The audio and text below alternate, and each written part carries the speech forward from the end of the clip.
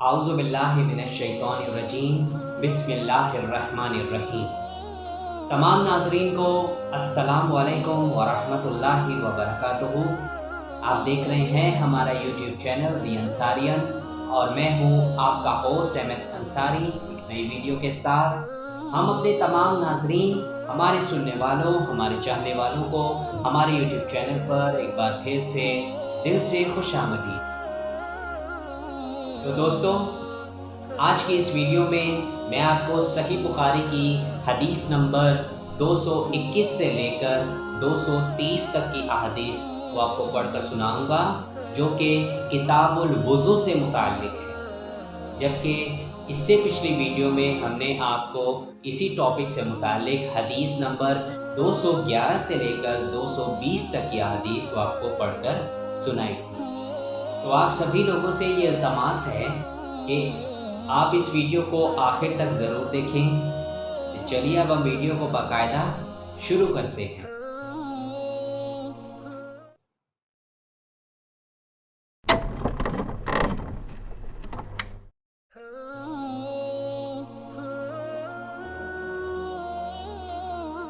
صحیح بخاری کی حدیث نمبر 221 میں ارشاد ہے کہ ہم سے عبدان نے بیان کیا، کہا ہمیں عبداللہ نے خبر دی، کہا ہمیں یحییٰ بن سعید نے خبر دی، کہا میں نے انس بن مالک رضی اللہ عنہ سے سنا۔ وہ رسول کریم صلی اللہ علیہ وآلہ وسلم سے روایت کرتے ہیں کہ ایک دیہاتی شخص آیا اور اس نے مسجد کے ایک کونے میں پیشاب کر دیا۔ لوگوں نے اس کو منع کیا تو رسول کریم صلی اللہ علیہ وآلہ وسلم نے انہیں روک دیا۔ جب وہ پیشاب کر کے فارغ ہوا تو آپ صلی اللہ علیہ وآلہ وسلم نے اس کے پیشاب پر ایک ڈول پانی بہانے کا حکم دیا، چنانچہ بہا دیا گیا۔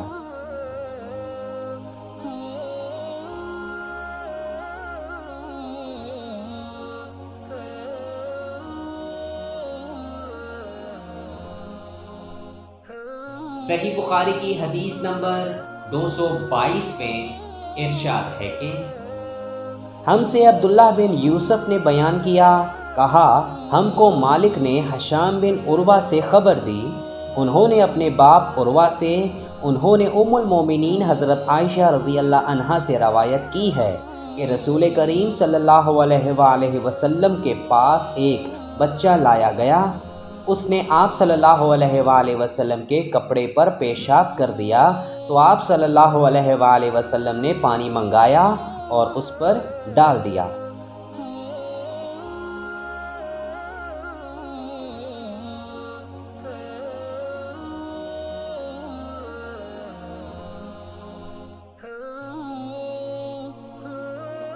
صحیح بخاری کی حدیث نمبر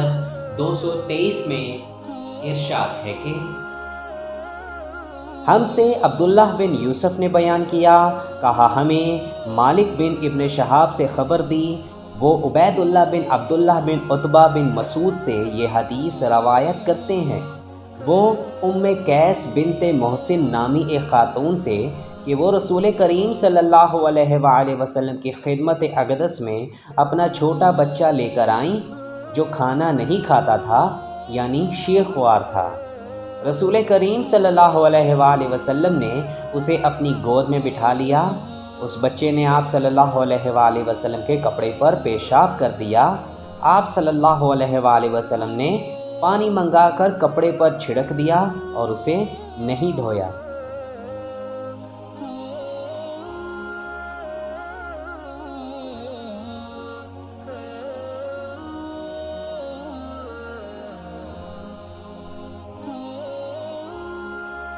صحیح بخاری کی حدیث نمبر 224 میں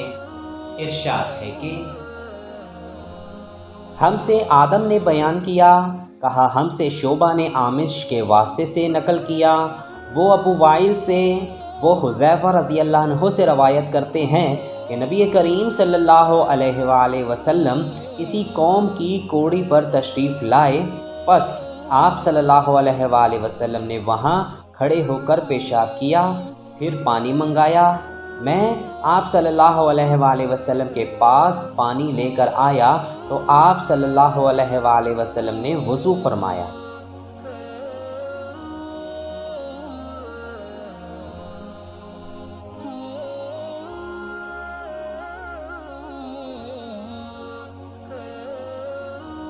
صحیح بخاری کی حدیث نمبر 225 میں ارشاد ہے کہ ہم سے عثمان بن ابی شیبہ نے بیان کیا، کہا ہم سے جریر نے منصور کے واسطے سے بیان کیا، وہ ابو وائل سے، وہ حذیفہ سے روایت کرتے ہیں،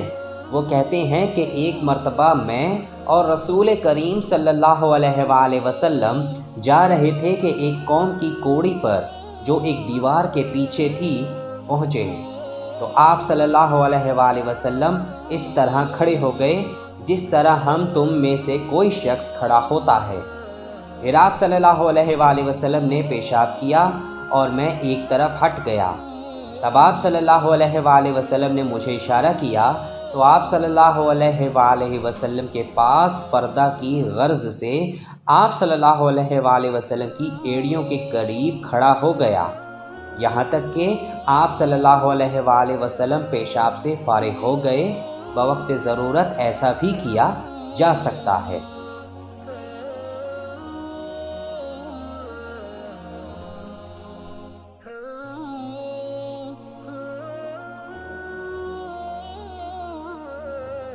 صحیح بخاری کی حدیث نمبر 226 میں ارشاد ہے کہ ہم سے محمد بن عرعرہ نے بیان کیا، کہا ہم سے شعبہ نے منصور کے واسطے سے بیان کیا، وہ ابو وائل سے نقل کرتے ہیں، وہ کہتے ہیں کہ ابو موسیٰ اشعری پیشاب کے بارے میں سختی سے کام لیتے تھے اور کہتے تھے کہ بنی اسرائیل میں جب کسی کے کپڑے کو پیشاب لگ جاتا تو اسے کاٹ ڈالتے۔ ابو حذیفہ کہتے ہیں کہ کاش وہ اپنے اس تشدد سے رک جاتے،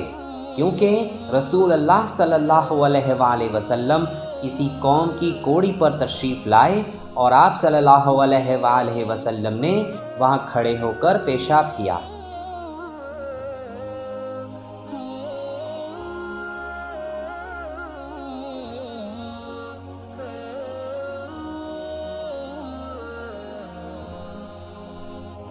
صحیح بخاری کی حدیث نمبر 227 میں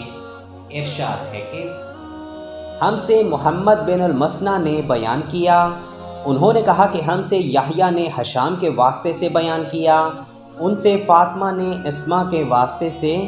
وہ کہتی ہیں کہ ایک عورت نے رسول کریم صلی اللہ علیہ وآلہ وسلم کی خدمت میں حاضر ہو کر عرض کی کہ حضور فرمائیے،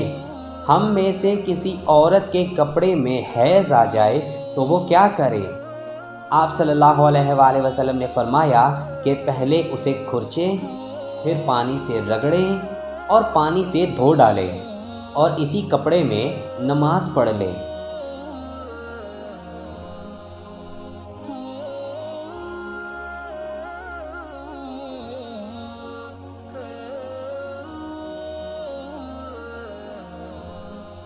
صحیح بخاری کی حدیث نمبر 228 میں ارشاد ہے کہ ہم سے محمد بن سلام نے بیان کیا، کہا مجھ سے ابو معاویہ نے،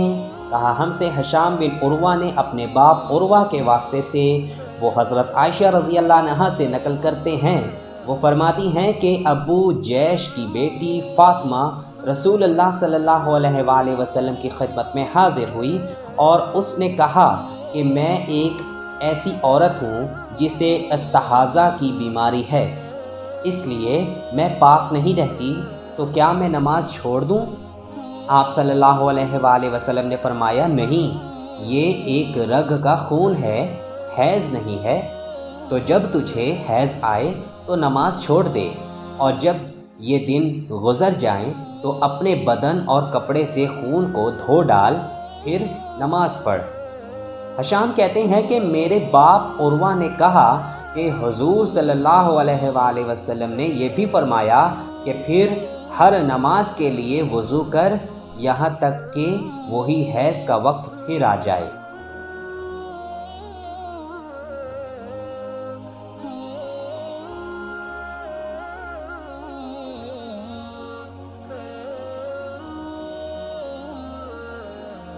صحیح بخاری کی حدیث نمبر 229 میں ارشاد ہے کہ ہم سے عبدان نے بیان کیا، کہا مجھے عبداللہ ابن مبارک نے خبر دی، کہا مجھے عمرو بن میمون الجزری نے بتلایا، وہ سلیمان بن یسار سے، وہ حضرت عائشہ رضی اللہ عنہا سے۔ آپ فرماتی ہیں کہ میں رسول کریم صلی اللہ علیہ وآلہ وسلم کے کپڑے سے جنابت کو دھوتی تھی، پھر اس کو پہن کر آپ صلی اللہ علیہ وآلہ وسلم نماز کے لیے تشریف لے جاتے اور پانی کے دھبے آپ صلی اللہ علیہ وآلہ وسلم کے کپڑے میں ہوتے تھے۔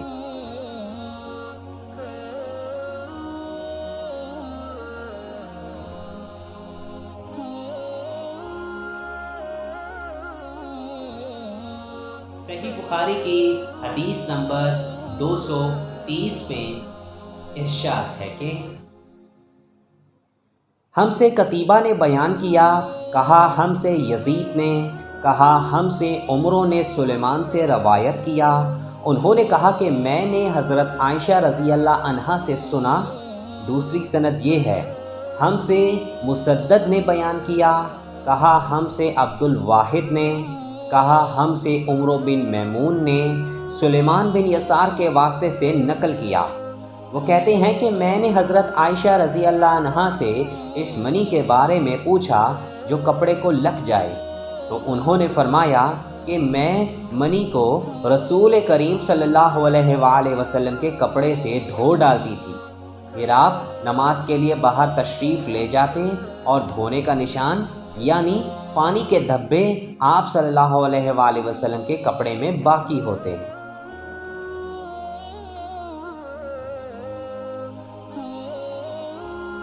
اگر آپ کو ہماری یہ ویڈیو پسند آئے تو آپ اس کو ضرور لائک کریں اور اپنے دوستوں کے ساتھ شیئر کرنا بالکل بھی مت بھولیں۔ کمنٹ سیکشن میں ہمیں اپنی رائے کا اظہار ضرور کیا کریں اور ہمیں یہ بھی بتایا کریں کہ آپ کو ہماری ویڈیو کیسی لگی،